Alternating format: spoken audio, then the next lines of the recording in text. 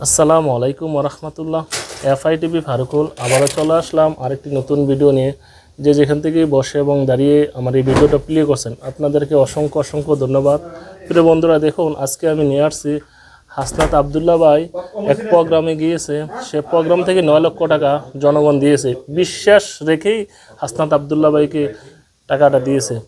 দেখুন প্রিয় বন্ধুরা, আগে নির্বাচন করলে প্রার্থীরা এমপিরা জনগণকে টাকা দিত ইলেকশনের আগে, আর আজকে জনগণ হাসনাত আবদুল্লাহ ভাইকে টাকা দিচ্ছে। প্রিয় বন্ধুরা, প্রত্যেকে ভিডিওটা দেখুন, না টেনের শেষ পর্যন্ত, আর বেশি বেশি শেয়ার করে দেন, প্রত্যেকে দেখার সুযোগ করে দেন। আসুন জেনে নেই মূল বিষয়। হাসনাত আবদুল্লাহ ভাই অলমোস্ট 4 লাখ টাকার মতো মনে হয় আজকে অলমোস্ট দিছে।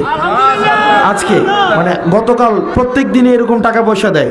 এই যে মানুষ বিশ্বাস করে টাকাটা কেন দেয়, সে বিশ্বাস করে বাবারে টাকা লাগলে টাকা দেব, রাজনীতি করতে পয়সা খরচ হয়, আমরা তোমারে দিচ্ছি, কিন্তু তুমি দুর্নীতি করো না, আরো লাগলে আরো দিব বলে আইসা বলে যায় যে আরো লাগলে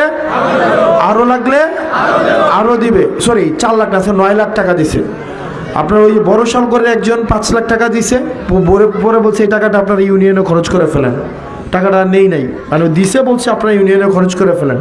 তাহলে দেখেন ভাই, চান্দাবাজি করে টাকা আনা লাগে না? লাগে।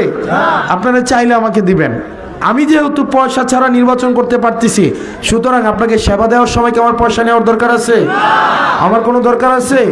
কারণ আমি বিশ্বাস করি আবার নির্বাচন যদি কখনো হয়, যদি আল্লাহ তৌফিকে রাখে, যদি দাঁড়াইতে হয়, তখনও আমি যদি ভালো কাজ করি, আমি যদি জনকল্যাণমুখী কাজ করি, তখনও আবার আপনারা আমাকে হেল্প করবেন না?